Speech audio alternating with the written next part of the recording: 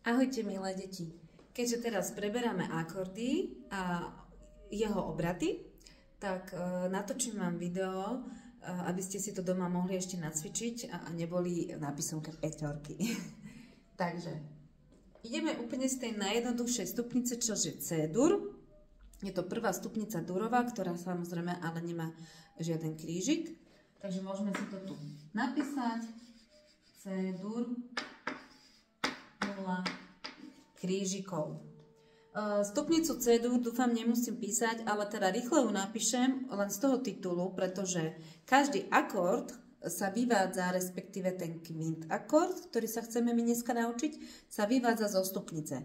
A konkrétne to je 1., 3. a 5. tón. Takže píšeme si stupnicu C, D, E, F, G, A, H a C. Čiže C1.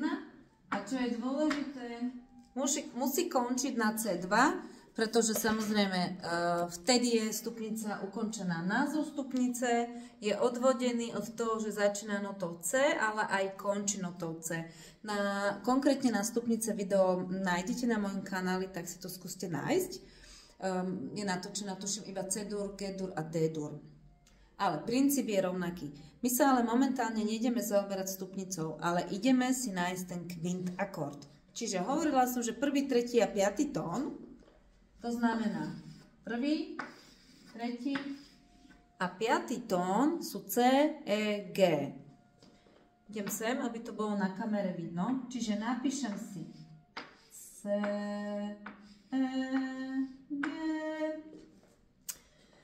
Stále hovorím deťom, že to vyzerá ako taký snehuliačik, pretože sú to 3 gule nad sebou. Ak sa máme baviť teoreticky, samozrejme sú to 2 tercie postavené nad sebou. Dobre? Čiže pre tie staršie ročníky, prosím vás, by bolo fajn, aby sme vedeli, že CE je tercia veľká, čiže tu je prvá tercia a rozhodne aj toto druhé EG je tercia, ale malá. Malá tercia. Značíme M.3, V.3, veľká tercia.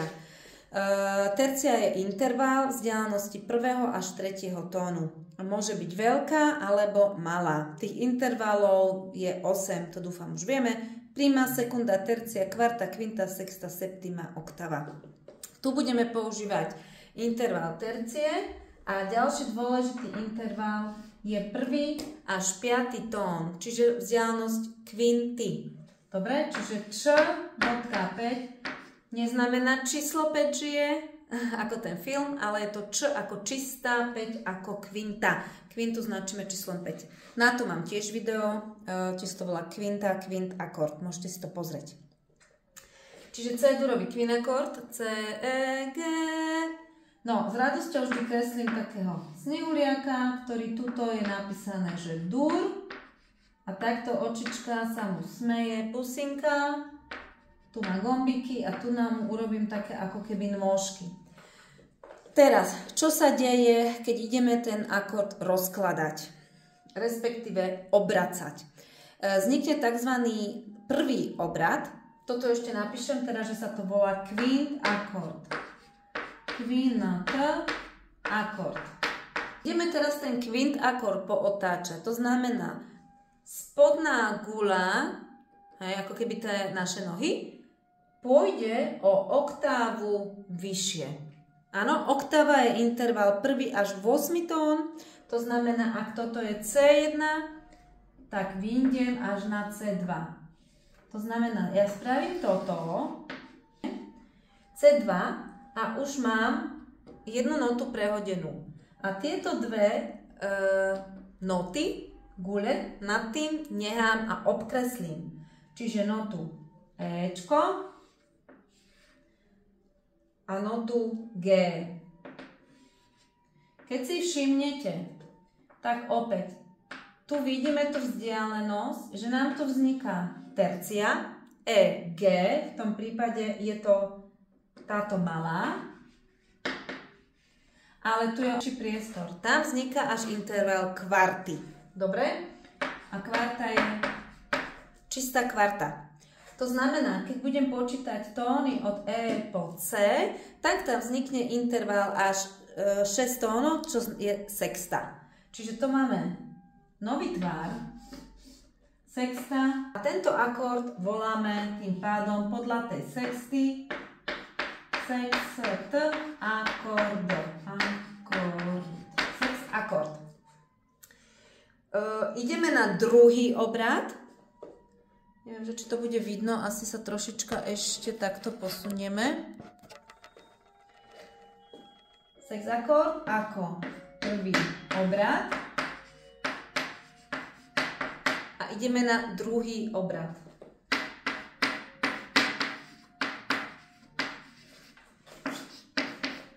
Dobre. Snáď je to vidno. Druhý obrad. Ten zasa vytvárame tým, že ideme tie noty ďalej, ako keby toho snehuliaka gúľať a prehadzovať. To znamená, ja som ešte takto aj zabudla, čiže tuto nám vlastne hore zostali nohy, tu nám vznikne brúško a tuto máme vlastne tú tváričku v strede už je teraz tak. Máme to brúško opäť vyhodiť o oktávu vyššie. To znamená, ak tu máme notu E1, ja som to chcela ešte aj farebne, E1, čiže toto bolo Ečko, takto, dobre, E1, E1, E1, tak toto E1 opäť dám o oktávu vyššie, čiže môžem to rovno už nehať modrou, ako E. A to, čo opisujem, sú ďalšie noty, ktoré mi tam ostali. Čiže nota G a nota C. Opäť vidíte, že tu, dáme to trošku bližšie. Ešte vám to ukážem na tablete, keďže tabula bola asi trošku ďaleko a budete to mať teda aj vizuálne krajšie. Takže poďte so mňou, bolo by možno aj fajn, keby ste si zobrali notový papier a skúsili ich so mňou tvoriť, áno, ten základný kvint, akord a obraty. Tak to si pamätá základný tvar, ako sa volá sa kvint, akord. Vytvárame ho zo stupnice, v tomto prípade budeme stále v stupnici C-dur. Čiže už vieme, že základná prvá nota je C1, ďalšia nota bude z tej stupnice tretia, čiže nota E1 a ako ďalšia nota bude nota G1. Čiže to je prvý, tretí a piatý tón zo stupnice, ktorej ideme tvoriť kvint akord. A ideme robiť ten prvý obrad. Prvý obrad sa volá sext akord. Zopakujem, kvint akord sa volá za to, že medzi C a G je kvinta, áno, tu. A ideme robiť obrad sext akord, kde budeme vlastne hľadať sextu. Čiže obrad vytvárame tým jednoduchým spôsobom, že toto C1 hodíme o oktávu vyššie sem. Dobre? Čiže C1 pôjde na notu C2 a ostatné noty, ako je G1 a E1, len opíšeme. Dobre? Čiže G1 a E1 opíšeme.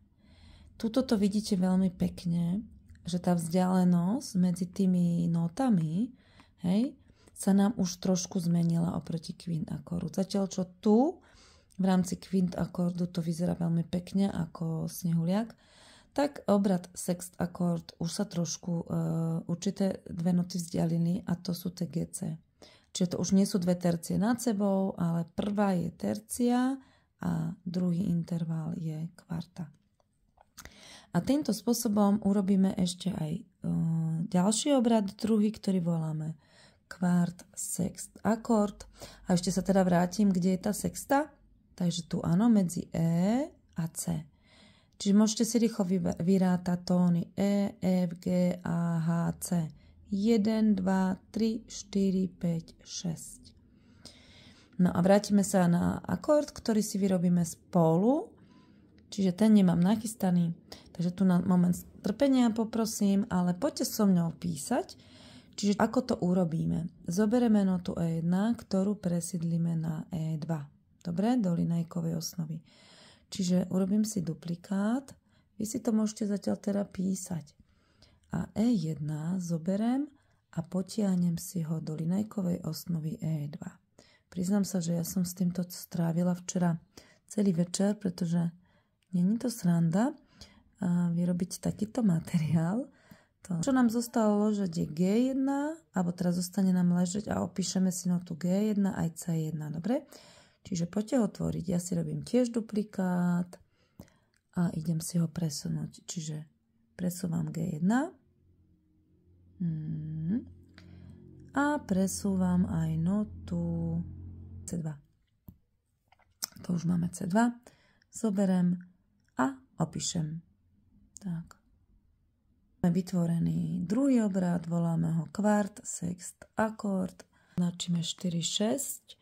Sa volá za to tak, pretože niekde musíme nájsť tú kvartu. Tá sa nachádza medzi notou GC, to je vzdialenosť prvého a štvrtého tónu. A tá sexta sa nachádza medzi G a E2. Keď si všimnete, tu hore CE nám zostáva stále tercia. Tak ako v prvom obrate sext akordu je tercia tu dole, E, G a samozrejme kvint akord ten je vystavaný z tých dvoch tercií nad sebou. Čiže tou mojou hravou rečou ten snehuliak vystavaný z dvoch tercií, si všimnite, tercie sa nachádzajú vždy na linajka, linajka, linajka. Áno? Alebo medzera, medzera, medzera. Sa začnú deti hrať s tým snehuliakom, začnú posúvať gule, tak už sa tá štruktúra toho akordu mení a v zásade už máme iba jednu terciu, tu a potom tu. Tá väčšia vzdialenosť, ktorú tu na veľmi pekne vidno, na tej tabuli to bolo asi horšie, sú intervaly kvarty. No a týmto spôsobom si môžete vyrábať akordy a jeho obraty, respektíve kvint akord a jeho obraty v každej stupnici, v každej tónine, v ktorých máme dosť. Ako dur, tak samozrejme aj mol. Tam možno len pre tú zaujímavosť poviem, že C dur je C, E, G a C mol by sme to Ečko zmenili na S. Čiže by bolo C, S, G a S vytvoríme len ľahkým spôsobom, dáme tu vlastne posúvku B, tak nám vznikne nie nota E, ale S. A tým pádom všetko ostáva rovnaké, len za každým to bude S, G, C a G, C, S. Dobre, čiže to by bol napríklad v C mole vytvorený kvint akord a obraty. Čiže tam potom treba len rešpektovať predznamenanie, či už krížiky alebo Bčka, ale ten systém posúvania prvej noty na oktávu a ostatné opíšem je stále rovnaký. Ešte na klavíri.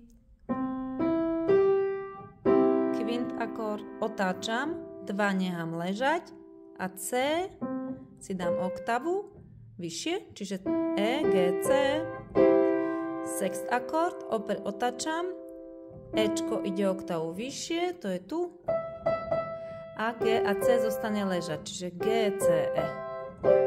Kvart, sext, akord. A potom sa vlastne opäť týmto spôsobom vrátim do tonického kvint akordu. Tak, snad som vám pomohla, za mňou sú ešte akordy. Naštudujte, preštudujte, hlavne si to musíte prakticky vyskúšať zapísať do linajkovej osnovy, ale bolo by to fajn si zahrať vlastne aj na svojom hudobnom nástroji, kde to vlastne počujete zvukovo a uši vás nikdy nesklamú a vedia vás krásne navigovať. Čiže je to aj tá moja hudobno-rytmická hra, čo sme si robili aj na hodinách, ten kvint akord, čo tak tlieskame. Čiže tam je základ toho kvint akordu. Samozrejme obraty v tom nemáte, ale ucho už ho spozná. Čiže želám veľa šťastia na písomke. Ahojte.